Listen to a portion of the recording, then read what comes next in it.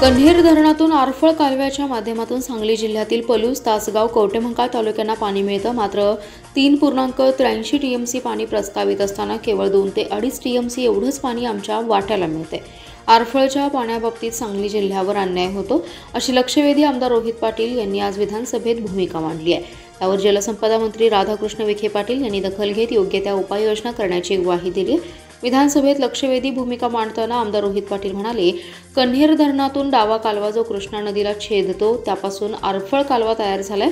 204 किलोमीटरच्या या कालव्यापैकी 85 किलोमीटरचा कालवा सातारा जिल्ह्यात आहे, तर उर्वरित कालवा हा सांगली जिल्ह्यातील पलूस, तासगाव, कवठेमहांकाळ या तालुक्यात आहे.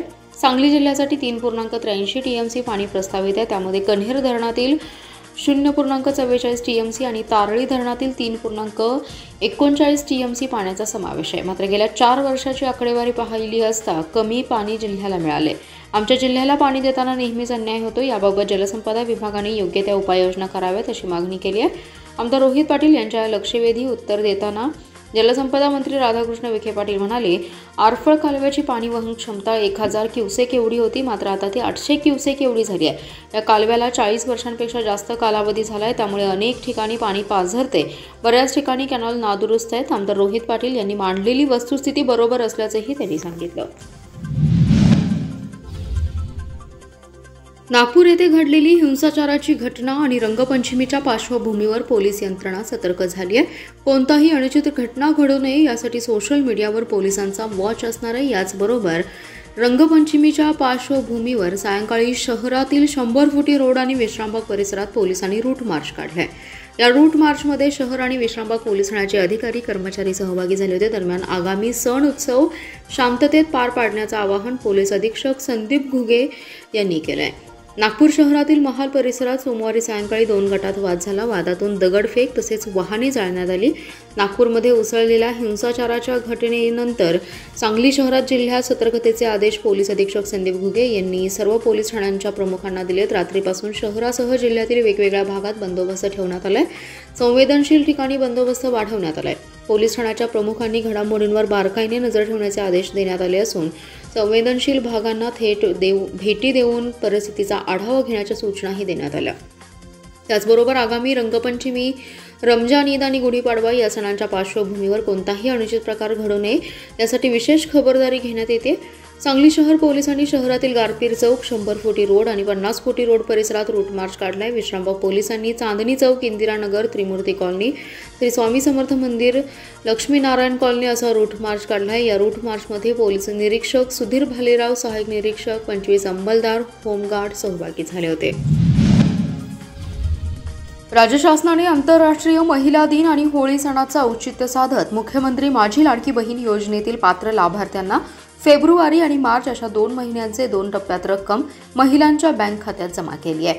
जिल्ह्यातील 6 लाख महिलांच्या खात्यावर तब्बल 2 महिन्यांचे मिळून 180 कोटी रुपये जमा झाले. त्यामुळे लाडक्या बहिणींना एकाच महिन्यात 3000 रुपये जमा झाल्याने खुशी मिळाली आहे. राज्यात विधानसभा निवडणुकीपूर्वी मुख्यमंत्री लाडकी बहीण योजना सुरू करण्यात आली होती. योजनेचा चांगलाच फायदा निवडणुकीत झाला, त्यामुळे निवडणुकीनंतर ही योजना सुरूच आहे. डिसेंबर आणि जानेवारी महिन्याची रक्कम 26 जानेवारीला जमा करण्यात आली होती. त्यानंतर फेब्रुवारी आणि मार्च महिन्याची रक्कम कधी येणार याकडे सर्वांचं लक्ष लागलं होतं. आंतरराष्ट्रीय महिला दिनाच्या निमित्ताने बहिणींच्या खात्यावर फेब्रुवारी महिन्याचा 1500 रुपयांचा हप्ता बँक खात्यावर जमा करण्यात आला होता. मार्च महिन्याचा हप्ता कधी जमा होणार याकडे लक्ष लागलं होतं. होळी सणाच्या मुहूर्तावर बहिणींच्या खात्यावर मार्च महिन्याची रक्कम जमा करण्यात आली आहे. जिल्ह्यातील 7,28,160 महिलांनी अर्ज भरले होते. त्यापैकी 7,10,772 महिलांच्या अर्जाला मंजुरी देण्यात आली आहे. जिल्ह्यातही आतापर्यंत फेब्रुवारी आणि मार्च महिन्याचे मिळून 6 लाख लाडक्या बहिणींच्या खात्यावर सुमारे 180 कोटी रुपयांची ओवाळणी शासनाकडून जमा झाली आहे.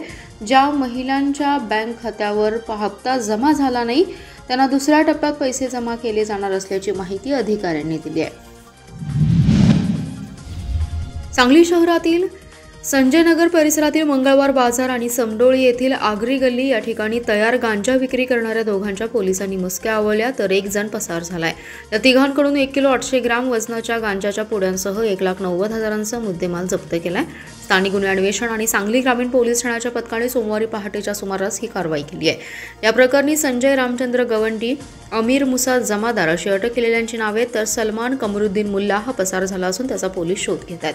जिल्ह्यात अंमली पदार्थाविरोधात पोलिसांकडून कारवाईची धडक मोहीम हाती घेण्यात आली। त्यानुसार सांगली ग्रामीण पोलीस ठाण्याचे कर्मचारी अमोल शिंदे हे पेट्रोलिंग करत असताना सापळा रचून संशयित गवंडी याला ताब्यात घेतलं। त्याची कसून तपासणी केली असता त्याच्या रिक्षामधील कापडी पिशवीत 13,800 रुपये किमतीचा 552 ग्रॅम वजनाचा गांजा मिळाला। त्यावेळी त्याच्याकडून गांजा आणि रिक्षा असा एकूण 1,53,810 रुपयांचा मुद्देमाल जप्त करत अटक करण्यात आली। दुसरीकडे स्थानिक गुन्हे अन्वेषणच्या पथकातील कर्मचारी इम्रान मुल्ला यांनी संशयित अमीर जमादार हा गांजा विक्री करताना छापा टाकून त्याला ताब्यात घेतला। यावेळी त्याच्याकडे 36,580 रुपये किमतीचा 1 किलो 299 ग्रॅम वजनाचा गांजा मिळाला। या गांजाबाबत चौकशी केली असता त्याने त्याचा मित्र संशयित सलमान मुल्ला याच्याकडून खरेदी करून जादा दराने विक्री करण्यासाठी आणल्याचं सांगितलं। यावेळी त्याच्याकडून 36,580 रुपयांचा गांजा जप्त करण्यात आला आहे। महापालिकेतील कर्मचाऱ्यांना पदोन्नती दिली जात असून पहिल्या टप्प्यात 50 कर्मचाऱ्यांना पदोन्नती दिली गेली आहे। यामध्ये शाखा अभियंता आणि कनिष्ठ लिपिकांचा समावेश आहे, तर दुसऱ्या टप्प्यात इतर कर्मचाऱ्यांना पदोन्नती दिली जाणार आहे। महापालिका कर्मचाऱ्यांचा नवीन आकृतीबंध शासनाने मंजूर केला असून त्यानुसार कर्मचाऱ्यांची पदसंख्या आता 3,445 झाली आहे। मात्र प्रत्यक्षात सध्या पालिकेत 1,390 कायम कर्मचारी कार्यरत आहेत, तर मानधन, बदली आणि रोजंदारीवर 1,250 कर्मचारी आहेत। पालिकेत मोठ्या प्रमाणात कायम कर्मचाऱ्यांची पदे रिक्त आहेत, त्यामुळे लवकरच नोकर भरती करण्यात येणार आहे। पालिकेत काही तांत्रिक पदांची भरती करण्यास शासनाने मान्यता दिली आहे, पण यापूर्वी कार्यरत कर्मचाऱ्यातील पात्र कर्मचाऱ्यांना पदोन्नती देऊन रिक्त पदे भरण्यात येणार आहेत। सर्वांगनिहाय पदोन्नतीसाठी पात्र कर्मचाऱ्यांची सेवा ज्येष्ठतेनुसार यादी जाहीर करण्यात आली, त्यावर हरकती मागवून त्यांची सुनावणी करण्यात आली आहे। त्यानंतर प्रत्यक्षात पात्र कर्मचाऱ्यांना पदोन्नती देण्याची प्रक्रिया सुरू करण्यात आली आहे।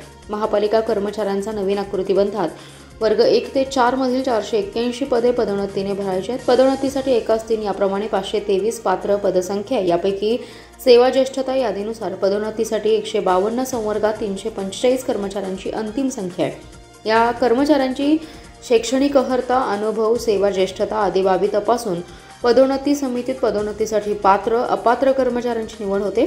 आयुक्त शुभम गुप्ता यांच्या अध्यक्षतेखालील पदोन्नती समितीत अतिरिक्त आयुक्त, सर्व उपायुक्त, सर्व विभाग प्रमुख, मागासवर्गीय अधिकारी, खाते प्रमुख यांचा समावेश आहे।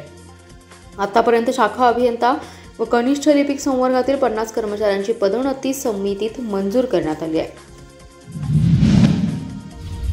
औरंगजेब थडग्याच्या बांधकामावर हजरत औरंगजेब आलमगीर नावाने बोर्ड लावला असून हा बोर्ड काढावा आणि थडग्यावर गलफ, चादर चढवायला बंदी घालावी असे आदेश मुख्यमंत्री देवेंद्र फडणवीस यांनी विधानसभेत द्यावेत अशी मागणी हिंदू एकता आंदोलनाचे प्रदेशाध्यक्ष माजी आमदार नितीन शिंदे यांनी केली आहे। मुंबई येथे सुरू असलेल्या राज्याच्या अर्थसंकल्पीय अधिवेशनामध्ये हिंदू एकता आंदोलनाचे प्रदेशाध्यक्ष माजी आमदार नितीन शिंदे यांनी मुख्यमंत्री देवेंद्र फडणवीस यांना भेटून निवेदन दिले। राज्यात खुलताबाद येथे औरंगजेबाचे थडगे असून त्यात थडग्याचं रूपांतर दर्ग्यात आणि दर्ग्याचं रूपांतर मशिदीत झाले। या सर्व गोष्टी धर्मवीर छत्रपती संभाजी महाराजांच्या बलिदानाचा अपमान करणाऱ्या आहेत। छत्रपती संभाजीनगर प्रशासनाला हजरत औरंगजेब आलमगीर नावाचा फलक हटवण्यास सांगून त्या जागी क्रूरकर्म औरंगजेबाचं थडगं अशा नावाचा बोर्ड लावून औरंगजेबाच्या थडग्यावर गलफ आणि चादर चढवायला बंदी घालावी, तरच त्याचं उदात्तीकरण थांबणार आहे। आणि हे जर औरंगजेबाचे उदात्तीकरण थांबवलं नाही तर राज्यामध्ये कायदा आणि सुव्यवस्थेचा प्रश्न निर्माण होण्याची शक्यता नाकारता येत नाही। म्हणून औरंगजेबाचे उदात्तीकरण थांबवण्याचे आदेश प्रशासनाला द्यावेत अशी मागणी करण्यात आली असल्याचे नितीन शिंदे यांनी सांगितले। चालू आर्थिक वर्ष संपत आल्याने जिल्हा बँकेने थकीत कर्जाच्या वसुलीसाठी जोरदार मोहीम सुरू केली आहे। जिल्हा परिषदेकडील 12 कर्मचाऱ्यांनी जिल्हा बँकेचे तब्बल 1,34,00,000 रुपयांचे कर्ज थकवले। त्यापैकी 3 कर्मचारी मयत झालेत। थकीत कर्जाच्या वसुलीसाठी बँकेने झेडपीच्या कर्मचाऱ्यांना नोटीस बजावण्यात आली आहे। मार्चपूर्वी वसुली न भरल्यास जप्तीची कारवाई करण्यात येणार असल्याचे बँकेचे मुख्य कार्यकारी अधिकारी शिवाजीराव वाघ यांनी सांगितलं। जिल्हा बँकेचे आर्थिक वर्ष संपत आल्याने बँकेने थकबाकी वसुलीसाठी जोरदार मोहीम सुरू केली आहे। शेती, बिगर शेतीसह सुमारे 2,500 कोटी रुपयांची थकबाकी आहे। बड्या संस्थांच्यावर कारवाईचा बडगा उगारला जात असताना शेती कर्जासह सरकारी आणि निमशासकीय कर्जदारांच्या वसुलीसाठी जोरदार पावले उचलली आहेत। जिल्हा परिषदेच्या कर्मचाऱ्यांचे जिल्हा बँकेत पगार होतात, त्यामुळे बँकेकडून कर्मचाऱ्यांना कर्ज दिलं जातं। मात्र जिल्हा परिषदेतील 12 कर्मचाऱ्यांनी जिल्हा बँकेच्या कर्जाची परतफेड केली नसल्याचं स्पष्ट झाले। थकीत कर्जाबाबत संबंधित कर्जदार कर्मचारी आणि जामीनदारांना बँकेने नोटीस बजावली आहे। 31 मार्चपूर्वी कर्ज भरण्यात यावे, अन्यथा जप्तीची कारवाई केली जाईल असा इशारा बँकेचे मुख्य कार्यकारी अधिकारी वाघ यांनी दिला आहे। रंगपंचमी, रमजान ईद सण, बलिदान मास दिनाच्या पार्श्वभूमीवर शांतता आणि सुव्यवस्था कायम राहावी यासाठी विटा पोलिसांनी विटा शहरातील प्रमुख मार्गावर रूट मार्च काढलाय। या रूट मार्चच्या माध्यमातून सर्व नागरिकांनी रंगपंचमी, रमजान ईद सण, बलिदान मास दिन शांततेत साजरा करण्याचं आवाहन विटा पोलीस ठाण्याचे पोलीस निरीक्षक धनंजय फडतरे यांनी केलंय। पोलीस निरीक्षक धनंजय फडतरे यांच्या नेतृत्वाखाली विटा पोलीस कर्मचारी आणि होमगार्ड यांच्यासह रूट मार्चला विटा पोलीस ठाण्यापासून सुरुवात झाली आहे। खानापूर रोड, छत्रपती शिवाजी महाराज चौक मार्गे, मायनी रोड, नगरपालिका इमारत कॉर्नर मार्गे, चौंडेश्वरी चौक मार्गे, शगुन फीड कॉर्नर, महावीरनगर मॉडर्न संकुल मार्गे, क्रांतिसिंह नाना पाटील पुतळा कॉर्नर, कराड रोडने नेवरी नाका चौक ते परत कराड रोड मार्गे, दगडी पाण्याच्या टाकी मार्गे, उभी पेठ, मुल्ला गल्ली, तासगाव रोड मार्गे हा रूट मार्च पुन्हा छत्रपती शिवाजी महाराज चौक मार्गे पोलीस ठाण्यात आला आहे।